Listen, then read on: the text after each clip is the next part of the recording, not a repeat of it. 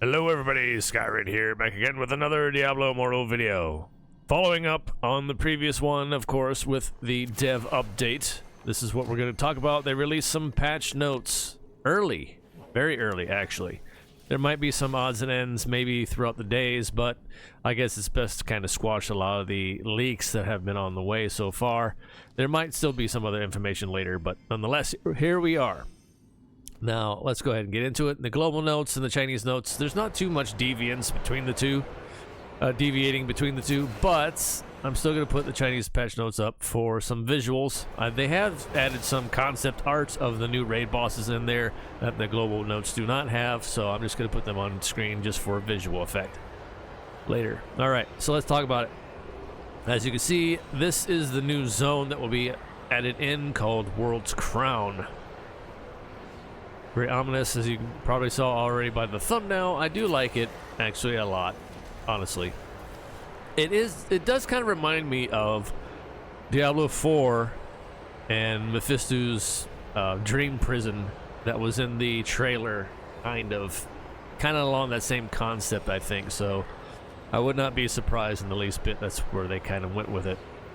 As you can see, there's the fake plastic smile, and that thumbnail for the dev update, of which there wasn't very much of that at all because they were sitting in some kind of, I don't know, cabin-like setting or whatever else to give the ooh drama feel to it. But you can watch it for yourselves. Look it up. I put it in the last video for the link to it. So that's that one. It's only about 6 minutes or so, so it's not too terrible. All right, here's the codex. Now we get to fight good old Diablo, of course, in this update. There's various forms too. You will get to fight him in the main story quest line, and then also afterwards in a four-person party group. And that one is, they showed and they kind of teased that you might be able to get Eldruin skins for your weapon. Not just the sword, but you'll be able to get Eldruin skins, I think it looks like, from doing those. So that's very interesting. Hopefully it's not going to be... hopefully it's harder than those other ones they've released in the past where we do, you know, the world boss fights, whatever, so to speak, and it's all kind of over. I'm hoping this one, since it's Diablo, I would like to be a lot more... not quite like Gauntlet 3 status, but close. Honestly, you know, well, I don't know. Maybe it should be. Maybe it should be Gauntlet 3 status, or even more difficult, if that's possible. I'd definitely like to see that, considering this is a very, I don't know, end of days, end of game kind of fight. It should be very significant. But anyway, all right.Moving on, we have... Oh yeah, here's the difficult. Here's the harder dungeon difficulty, challenge dungeons. It's not more harder dungeons, but it is challenge dungeons. They're adding modifiers, so you can turn on some modifiers. But it says more rewarding. Now I don't know what they mean exactly by that. We'll have to find out once this is actually released in game to experience how much more rewarding it is for turning these modifiers on. But some of the suggested modifiers that they mentioned in the video, you'll be assigned 1 to 2 random dungeon modifiers. They're random, so you can't assign them yourselves. You can at least, I think, choose it by selecting challenge dungeon. It's all the ones we've already had, though. So there's no new dungeon as far as what we can tell so far, which is a little disappointing. There should have at least been one more, especially on the last map, or last zone of the game, from what it seems like.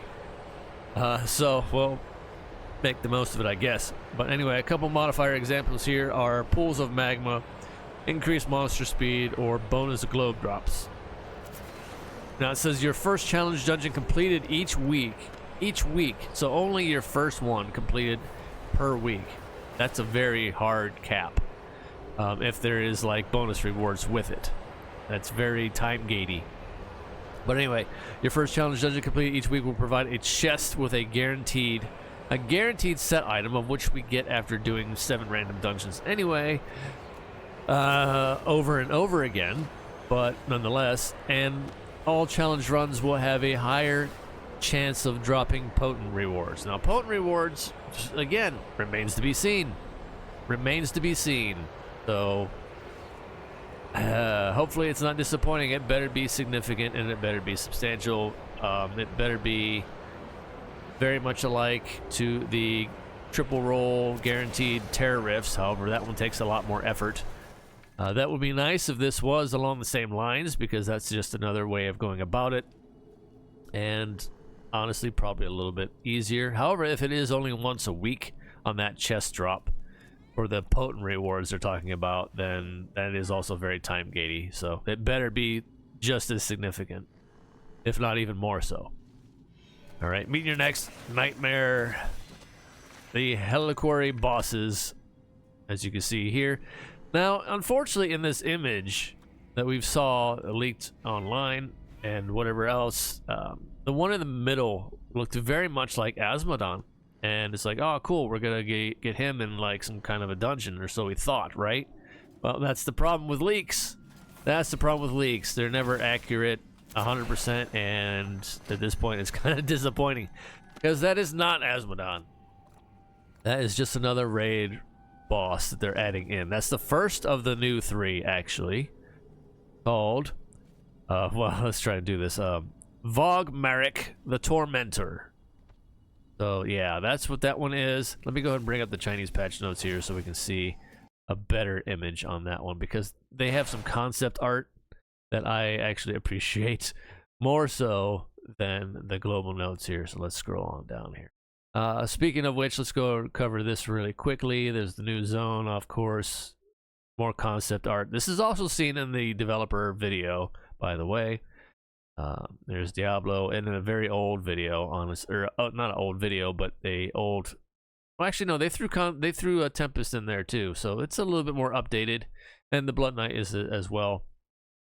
I remember the old video. I keep saying video. The old image of Diablo from Diablo 2 days, and the shard that was embedded in the skull and whatnot. I remember that one. This is pretty much about the same lines as that, except with the Diablo Immortal characters. There's the thumbnail again.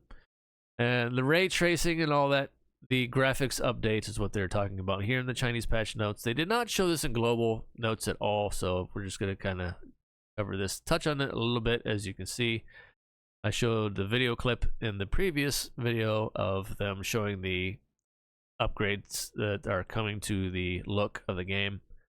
New dungeon. Oh no, yeah, the ancient dungeons, the harder dungeons. Yes. Okay, here we go. Right here. Here we go. This is what I was after. See, look at that.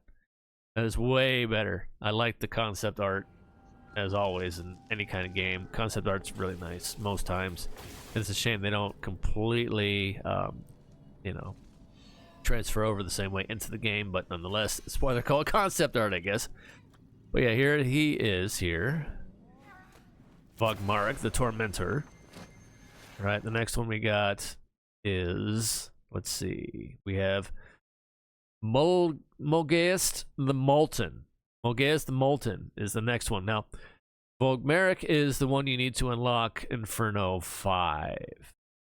And then Molgaist, the Molten is the one you need to unlock Inferno 6. Which is basically the last unlocker we're going to have for quite some time, I feel.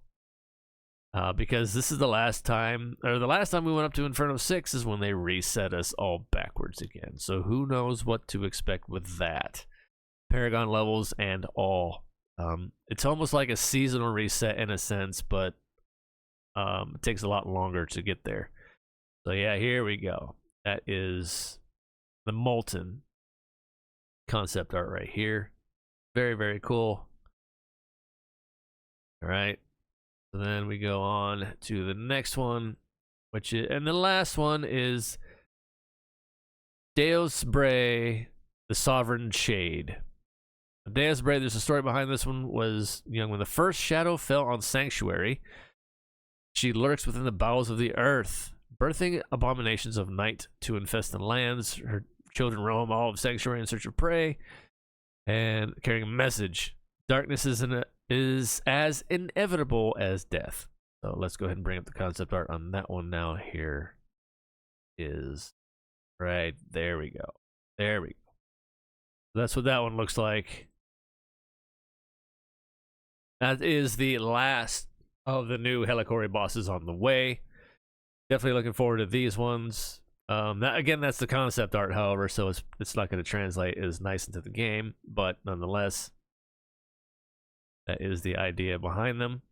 Now we go on to the next thing here, which is the new gems. The new gems, of course, we've already discussed the one. However, let's go into more detail now that these are official. Super official! You know who I'm talking about in that, let me know in the comments, I guess. But you'd have to, I'll give a hint with that one. It's somebody that usually does food videos, so there you go. Anyway, now that we're on to the super official notes here for the legendary gems, we can finally get into the details of them, and it's no longer leaked. This is official stuff. Now, these are all at rank 10, mind you, of course, as per usual, what they like to do. These values that are assigned here. Rank 10, keep that in mind. There's no images, unfortunately, of the other gems here in the notes.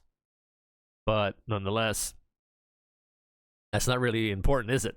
Honestly, it's what they do is what's most important. All right, the Golden Firmament. The name still sticks. The name still stands. The 5-star gem that we know is on the way. Dealing damage grants you Ascendance for 6 seconds. So yeah, this goes on for 6 seconds. Increasing your evasion rating. And this is rank 10. So this is a 5-star. So they're obviously wailing out on this one. This is what they're going to have pretty much as soon as they get their hands on one. Or, well, they'll have to get their hands on many to get to this point. But nonetheless, here we go. Evasion rating is increased by 12%. That will probably be strifed because it is a percentage value in Battlegrounds. So keep that in mind if you're going hard for it. And causing you to unleash 3 blasts of wind at random nearby enemies. Random. So it's not, it's just going to randomly pop off. Every second, dealing 110% base damage and, and some more. To enemies they hit. Enemies struck by multiple blasts will take 75% reduced damage from the subsequent hits. So, I mean, that's a good thing, honestly. Again, this is probably going to, unfortunately, cause more lag, of which they were saying and toting, like, oh, look, you may notice that we've reduced lag in some areas. Yes and no. It has seemed to have kind of tapered down a bit, but it still exists. So it has not gone entirely. I don't even think that's going to even be able to be a thing, but we can always hope, right? However, with them introducing things like this, which is basically a Tempest ability gem, it's just going to make more lag. So yeah, they're kind of going in reverse when they introduce these things, and I don't see how they don't realize this. I don't see how they don't realize this, but whatever. And this can occur more than once every 20 seconds, of course, as per usual when it comes to certain gems like that.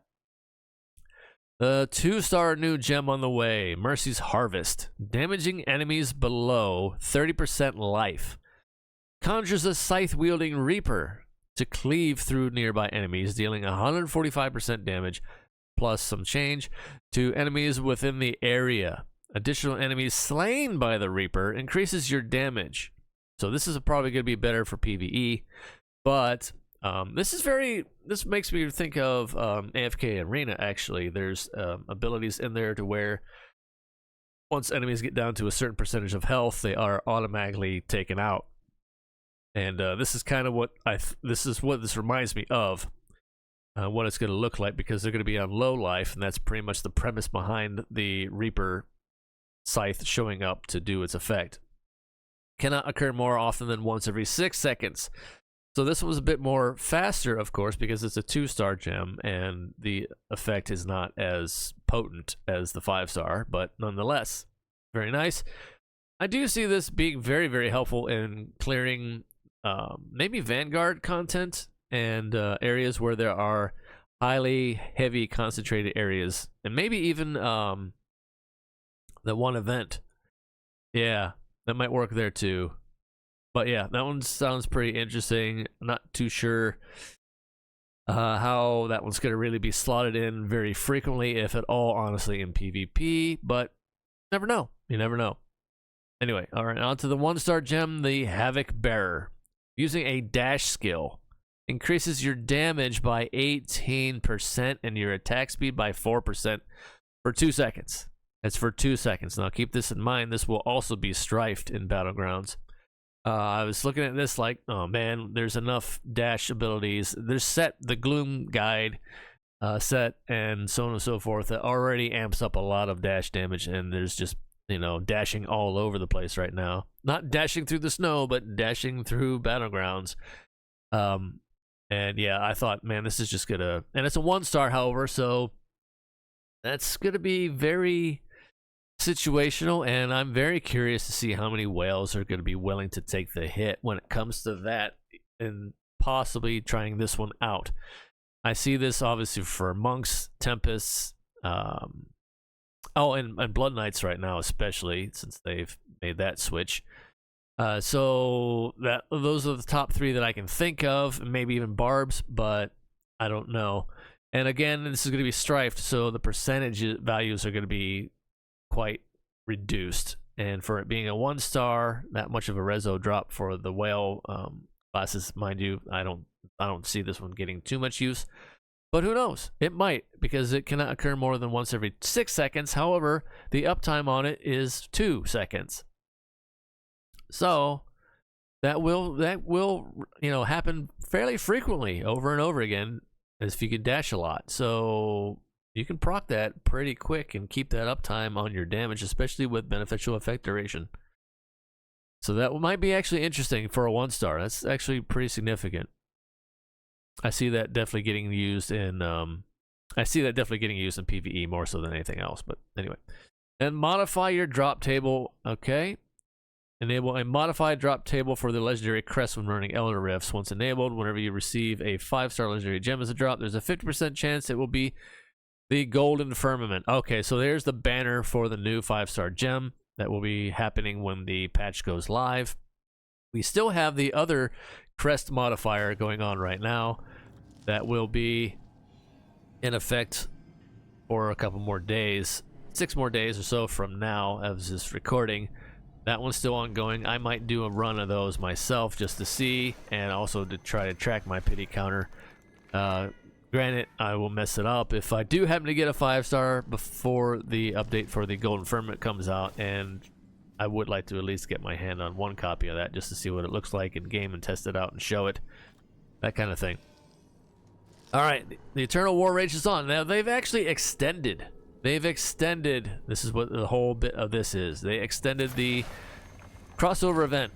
The crossover event is now running until the 31st, so the end of the year. So that's cool. That means more time to get the Morning Skull Legendary Gem. However, in the process of all of this, I kind of see that being changed now because of obviously the new 5-star being introduced and the 2 other gems, honestly. Morning Skull is still good, and it's nice to see that they've extended the time that you can get it and craft it up, that kind of thing, and get more copies. But I don't know, this one kind of supersedes that, I think, at this point. So anyway, let me know what you think in the comments down below, of course, as here we are. That is the details and all the patch notes as per usual. And yeah, until next time, everybody, stay safe out there in the real world, and far as always, take care of yourselves as best you can. One day at a time. All we can do, it's the best we can do. Until next time, see ya.